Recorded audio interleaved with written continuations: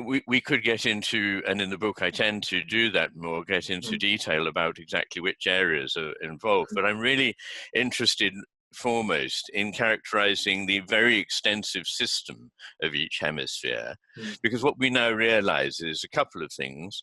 One is that whereas we used to think of things very much in terms just of little modules, we now see that almost everything we do depends on very widely distributed networks.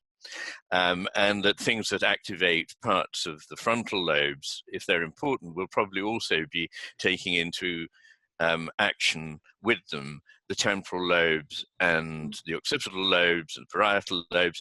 So the whole of a hemisphere is often acting, and that the second thing is that each hemisphere is massively more intra-connected with, amongst itself than it is interconnected with the other hemisphere.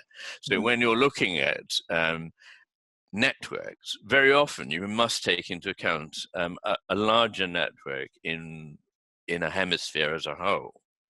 And indeed, one of the fascinating things, one of the things that got me going on this, is the extraordinary thing I remember learning when I was studying neurophysiology, that the function of the corpus callosum, the band of fibers that principally connects the two hemispheres, is very largely inhibitory. I mean, this is extraordinary.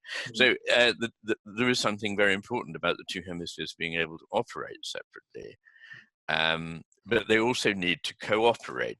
And this is something people find difficult to get a hold on, but the easiest way to put it is, you know, in a surgical team, you need a surgeon and you need a scrub nurse as a minimum.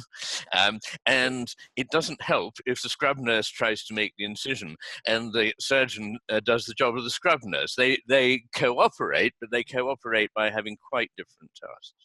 But everything we do is, if you like, it's required that there should be opposing forces that balance one another.